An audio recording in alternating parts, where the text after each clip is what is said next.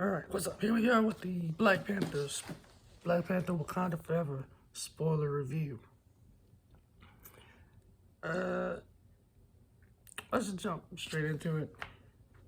As much money as this movie has made so far, you've probably seen the movie.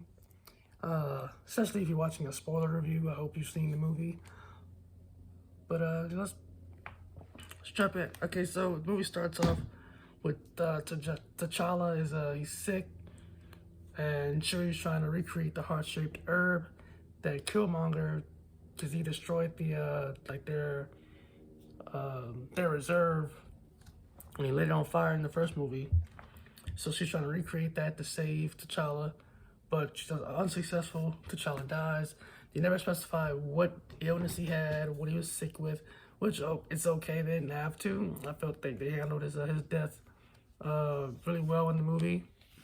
Which is another thing. And obviously, him dying creates a domino effect of things that happen, but they didn't, which is logical. But they didn't harp on the fact that they didn't overdo it with relying on sympathy for his death or sympathy for that. Like, it wasn't, I guess you say it wasn't a T'Challa movie. It was about mainly Shuri, but even the rest of the Wakandans and the characters he left behind.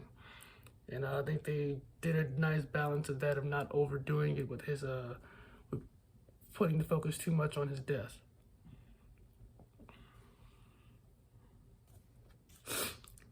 Like, it didn't feel like like I said in the spoiler-free review, it didn't feel like they were overusing him to make money or something.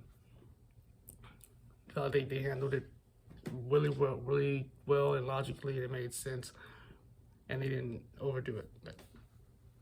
Next, Shuri's arc in the movie. So from the funeral, Shuri, she when she finds out, because when Ramonda even tells Shuri that T'Challa has died, Ramonda isn't crying at the funeral. She isn't crying, but Shuri's the one who starts crying at the news. She starts crying and jumps on the casket. Well, not jumps on the casket, but leans down on the casket at the funeral and starts crying. So it's pretty clear from the onset that this is hitting her the hardest. And we're following her arc of being able to grieve T'Challa and accept her role, in this new, in this kingdom now that he's gone. Where she isn't ready to do that. She doesn't want to move on, or she isn't ready to fully grieve him yet. So I liked how her arc played out. I'll get to. Well, I guess I could address it now. Like, at the end of the movie, when Shuri, honestly, I think I want to take it in a darker way. Like when she, she meets Killmonger. We'll talk about that more. And he tells her, you met me here in the ancestral plane because you're more like me. And, you want that fucking revenge. And I thought they were gonna take it there and have her do something. I thought maybe they want to have her kill what's his name, Namor, to kind of set her apart from her brother, set her apart from other people in the other heroes in the MCU. How that she's gonna be the one who's willing to kill and willing to get revenge, where normally heroes don't do that, and they only kill in self-defense.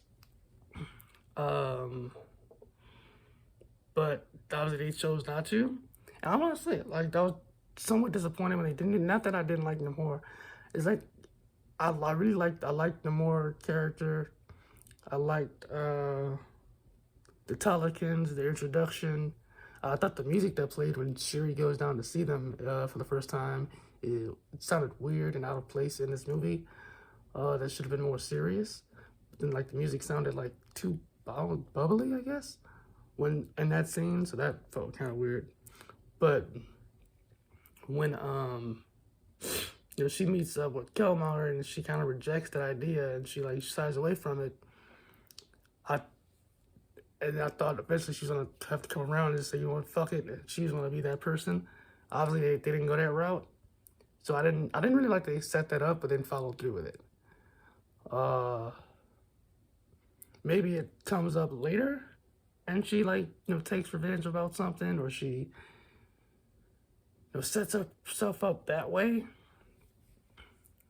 But that was my thought on that, and also when they her I was kind of not. So when she becomes the Black Panther, I thought that was supposed to automatically make her queen.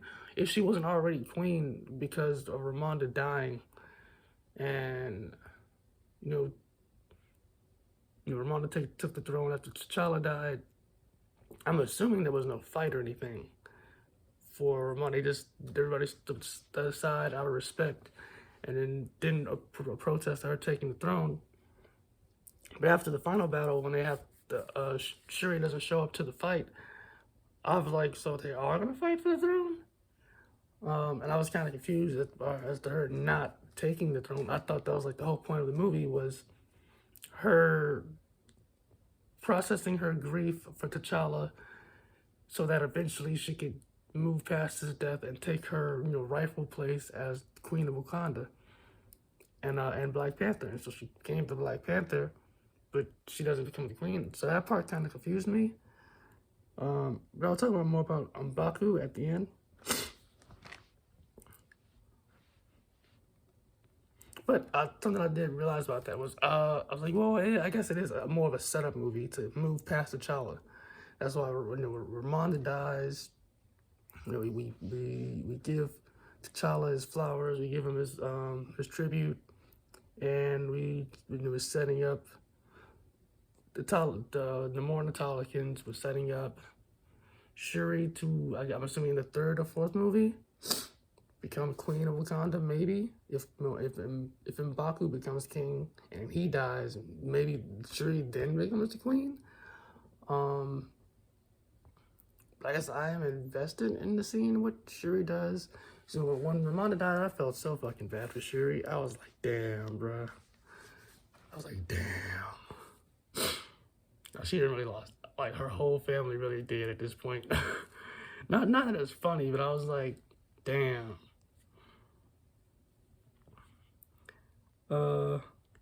Next up, obviously, T'Challa dying creates a power vacuum where, although Wakanda at the end of the first movie set up outreach centers and decided to be more, open with the rest of the world, they still weren't just handing out vibranium. And obviously, the rest of the world saw this, this resource, this powerful resource, and they're like, we want that shit. And we see, the U.S. I think it was the U.S. We see the U.S. and maybe France or someone else, try to physically go take vibranium, not from Wakanda, but from places where it was, and they accidentally find Talokan that way, and bring out Namor. And they also, I guess there was some. I think the French are the ones who went to that Wakanda place and tried to take it, but they got defeated by the Dormont. I'm just like the Dora. Okay, I'm just gonna say that. So I thought that was a really smart move, and it made sense that something like that would happen. With the Black Panther gone, and T'Challa dead, other countries might feel more empowered to go after the vibranium if they thought it would be easy to take it, like back in the old days. If another country had resources and you wanted that, then you went and you took that. If you had the firepower to do it, the manpower, you did it. So I thought that made a lot of sense. So I thought the plot made sense, and Then obviously this brings out Namor and the Talikans because the Americans, one of the so what the vibranium deposit that the Americans find ends up being the Talikans vibranium, not the Wakandans, and no one knows about the Talikans because they're an underwater kingdom. So this brings about Namor because he's like, what the fuck? He's like 500, 600 years old, and he's been ruling his kingdom underwater for all this time. No one knows about him or his kingdom, and now all of a sudden they have to come up out of have to come up because if people are building vibranium detection machines and they could find Talikan, then that makes a problem for him and his kingdom. So I thought that was a really clever way to introduce him. And also interesting to see like how they use the vibranium, like how obviously the Black Panther, well, I guess just the vibranium, he has like a vibranium suit, but I guess in a way Namor almost is the same as, because he's powered by that blue herb thing, and Panther's powered by the heart-shaped herb, so I guess it's kind of the same. But obviously, both these kingdoms have built cities out of powered by vibranium. Only difference is one's underwater, one's on surface, and both have shielded and hid themselves away from the rest of the world, hid their wealth, hid this this great resource. And now that Wakanda decided to be more open, it's creating this problem for the one that didn't want to be open. It doesn't want to be open. So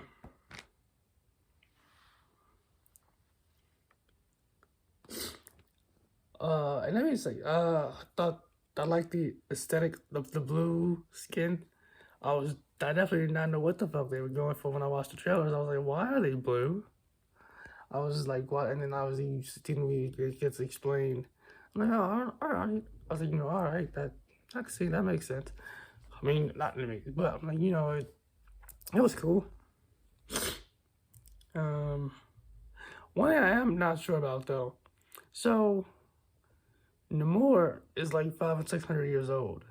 That the woman from the main woman who's around him is his cousin, Namora. So I'm like, do all the Talikans live? Are they all immortal unless they get killed some other way in battle, or is it just Namor? Because for him to have a cousin named Namora, it seems like they would be like first cousins. So I'm like, is she the same age? But his mother died though, got old and died. So I'm not sure about that. Confused about that.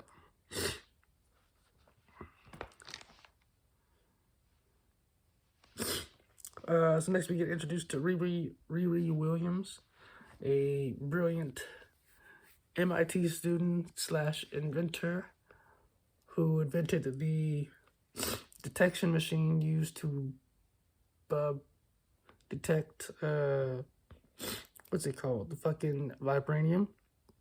I thought her character was cool. I know she's gonna get a series, a 6-episode Ironheart series on Disney Plus. I'm gonna watch that, see what they do with that. I wonder if she's gonna just make another suit then, because I know they made her leave the suit in Wakanda. So I guess maybe she makes another one when she gets back home.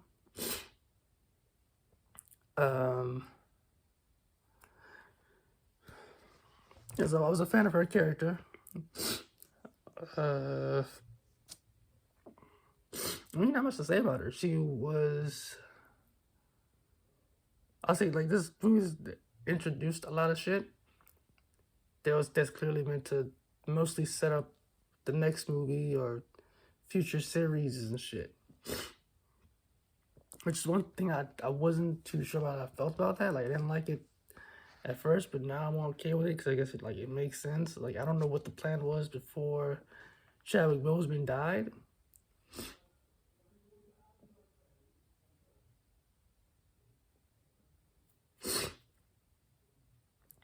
But yeah, I was definitely a fan of the Ironheart character in Riri Williams. Obviously, the scene where they go get her from MIT was funny as shit. Get some good comedy in the movie, as MCU will always do.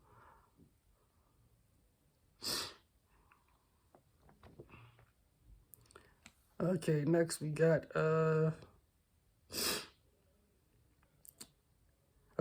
Ramonda goes to get Nakia. Whoa. So after, oh, I want to talk about Okoye. I think his name is Okoye, the one who was at the head of the Dora. I felt so fucking bad for her when she got fired, cause I'm like, it really wasn't her fucking fault. Like the entire situation wasn't her fault. Shuri wanted to go on that mission, and it wasn't her fault that the fucking Talikins, are like fucking immortal or something, or they couldn't be killed, or they could. Cause she was, hitting them with kill shots and they weren't dying. That was not like it wasn't her fault, but Ramonda just went the fuck off on her. She started crying, and I felt bad for her. But yeah, she goes to get, she fires her and goes to get Nakia. And what happened? Okay, so Nakia goes to rescue Riri and Shuri. She kills at least one Talikan, and then at this point, it's on. The more the Talikan launch battle, and it's not really explained how they can get past Wakanda's security. They didn't explain how they even did that. You just was to say, well, they're just that powerful that they just bypass the security system. Like, okay, but they lost the attack. Good ass battle scene, good ass fight scene, showing off their power and the Moor's power. I was starting to wonder, I was like, is this dude too overpowered? I was starting to wonder that, and obviously they figure out a way to take him down. Which I was like, that was pretty, that's pretty smart. I was like, I like that.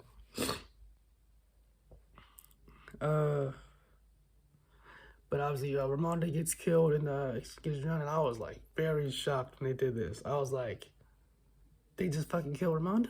I was like, damn, T'Challa just died. Like, what the fuck are you doing? I was just super surprised. Felt terrible for Shuri. I was like, God damn, bro. She gets a shorter funeral scene, which I guess makes sense. T'Challa's funeral scene wasn't just to honor T'Challa. It was meant to honor T'Challa and Chadwick and the character in general. And her death was more to move Shuri along in her journey. And so it made sense that she got like a shorter funeral sequence. Like when it happened, I was shocked. I was like, damn, that's bold. But in hindsight, I'm like, nah.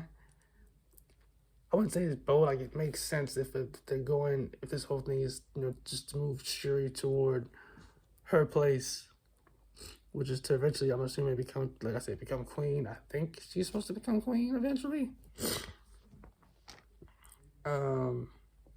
Yeah, that was a fucking powerful. I'm pretty sure I heard people crying in the theater when that happened. I didn't cry. This movie didn't make me cry or anything. I'm not really much of a crier with movies. Like, I could probably count on one hand and not even use all of my fingers. I'm pretty sure it's something like one movie that maybe made me tear up. Maybe one or two. But, yeah, I'm not really a crier. But I heard people in the theater crying, though. Next, Shuri went right into action, and became the new Black Panther. She went to the ancestral plane, met Killmonger. I was very surprised. I was surprised when he showed up. I thought either honestly, I thought she was gonna see T'Challa. I thought she was gonna see I thought they were gonna use deepfake CGI, some type of technology to put Chadwick in the movie as T'Challa, and he was gonna have like an actual conversation with her, and that was gonna be like a big surprise in the movie. But she met Killmonger, and I liked the scene. I was glad to see Killmonger, so I guess it does confirm that he is dead, because there was a lot of speculation that Killmonger didn't die and that they were gonna bring him back and reveal that Shuri saved him, and and they just put him in jail or something, even though that's what he said he didn't want. But no, he's dead. Killmonger's dead. She meets him in the ancestral plane, and he tells her, you want that fucking revenge? And she's like, she rejects the idea. And then she puts she leaves the plane. She gets mad. She sees that she punches the fucking suit. Sees she has the power. And she picks her Black Panther costume, and she reveals herself to the rest of the Wakandans down in Jabari land. And the scene, that was I think it was a really powerful scene when they're talking and she just lands. Like she comes down and she lands, and everybody's looking at her, and then all of a sudden she takes off, she drops the mask, and everybody's like, kind of like, I guess you could say they were like, going up, like how you might approach a god if you came across a god in real life. Like, that's almost how they were, approaching her, kind of, I think they were touching on her and surrounding her. And I felt like that was like a powerful moment, and like that scene made me feel like I'm like, so is she the queen or not? Like that, I feel like that scene would have made more sense with her. Like that was the scene of her, like proclaiming her, like not just that she's Black Panther, but well, she does proclaim that obviously she's like, yeah, I'm the Black Panther now, but she's like, I'm the queen of Wakanda. Like she's like, I'm queen, nigga. But then there wasn't her taking the throne though. And then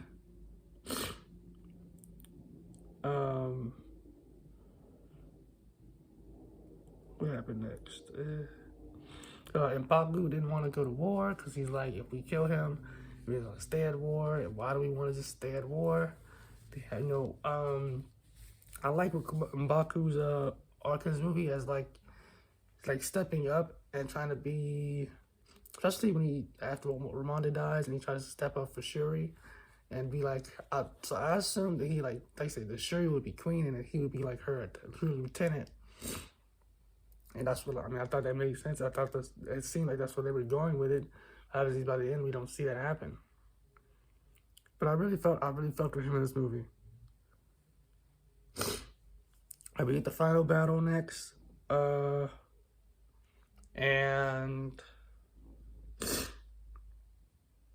what happens to what's his name? They figure out a way to bring down Namor by just drying him out, because he's powered by like the fucking like I said, they get power from the water, and something about I don't know the science behind this shit. I don't fully understand the science behind it. I'm not trying to explain it. They dry his ass out. So Shuri lures him into her ship, like the ship thing, and she turns on like the heat or something. Yeah, it starts to like dry him out, and it starts to make him like he starts like to lose power or possibly even start dying. And eventually he starts attacking the ship with a spear, and like that causes it to like start to malfunction, and then the fight ensues. He eventually stabs her. I'm not sure what thing happened. So when they get to the beach and he stabs her, I'm not sure why she didn't die. Yeah, I know the suit can repair itself, but I'm like, shouldn't she have still possibly died and not like just fully healed. I don't see how, I don't know why she healed. Maybe I'm forgetting something about the suit. That confused me.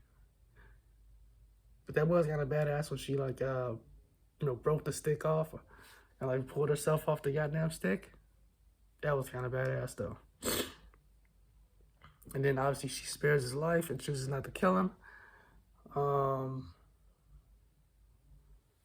Like I said, I thought, like, well, I didn't want Namor to die. I thought it would be an interesting way to take the character, take Shuri, to have her kill him, and like establish that she's not to be fucked with.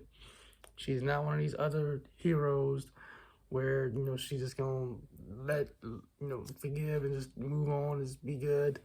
Like she's like gonna be she's gonna be like a queen, nigga. She's a warrior queen. She will kill your ass if you fuck with her people. So, but she thought about how Wakanda and Talokan are so similar, and how this outside world has taken so much from both of them, and she didn't want to kill him, and she saw that they could be a powerful ally, so they reached a truce, and that's obviously the setup. Yeah, the next movie, I think. And then that's what Namor tells Namora. He's like, I didn't just surrender to her. I understood that we could be allies with them, and and then when we go to war with the rest of the world, us, Talokan plus Wakanda, could fuck the rest of the world up. With our vibranium and our warriors, we go crazy. And like I said, next, Shuri chose not to challenge for the throne, so we leave off with M'Baku challenging for the throne. Presumably, he becomes king. Shuri goes to burn her funeral garbs, signifying that she's ready to move on with her life, and that she's fully grieved T'Challa. And I thought that was a really beautiful way to end the movie. But I thought that she could have still became queen officially, and then they could have had that scene or something like that. They chose not to do that. In the mid-credit scene, we meet T'Challa and Nakia's son, who is named T'Challa. Well, his name is Toussaint, and his Wakandan name is T'Challa, so sometimes they have two names, but so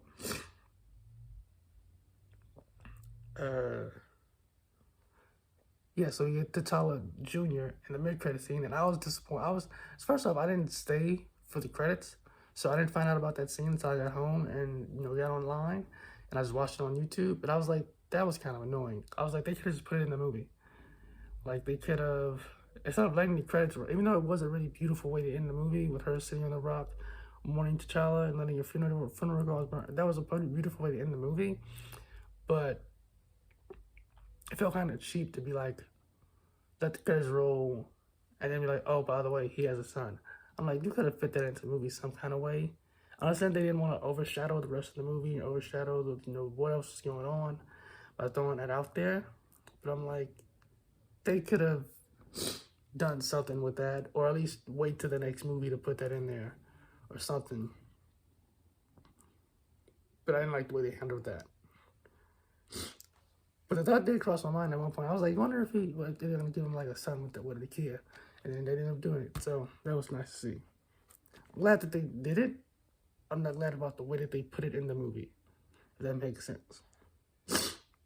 So obviously, what's next? I think it seems to be setting up, Talokan and Wakanda going against the rest of the world, because the rest of the world wants the vibranium, which is, I feel like it makes sense. It's something that seems logical in a real life scenario. I don't want it to become too much of, a colored people versus white people thing. I don't want them to harp on that. I want it to be more harping on country versus country instead of black versus white. That's just my only thing about that.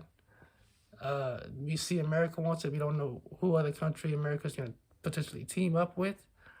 if we do like a World War thing, yeah, I'm assuming maybe it goes, instead of it just being, if they bring real life into it, they bring NATO into it too. So if the U.S. goes to war with Wakanda Talican, that brings in the rest of NATO too.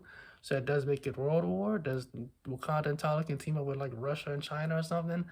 So it's a different way I see this could go. I don't know if this is played out in the books, in the comic books or not. But I'm interested to see what they do with it. Like I said, I just hope they don't harp on the race shit too much. They just focus on country versus country, the political aspects of it, the geopolitics and all that, and not really much the race politics. I just don't need to see that shit. But so, and like I said, interesting to see what Shuri does. I don't know if they originally have her take the throne, which so I'm definitely interested to follow her arc for the next movie. Definitely looking forward to seeing more of Namor and the Talikans and what he does, and if he betrays Wakanda ever, or if he softens a little bit toward, because he's definitely not to be easily trusted. But I definitely fuck with his character though, and his betrayal, Tenoch Huerta. Shout out to him. Yeah, those are my thoughts on the movie. I'd say 4 out of 5. Taking into account that it is a setup movie. Before I said 3.75 out of 5 because like I didn't go in fully expecting a setup movie. I should have, but I'm definitely interested in the stuff that has been set up for the next movie. It possibly makes 1 or 2 movies. I don't know how many more they're gonna do. So yeah, I'm looking forward to it. Hopefully we get it in the next 2 years. And let me know what you thought of the movie in the comments if you saw it. And I will see you in the next video. Like, comment, share, subscribe for more. Peace.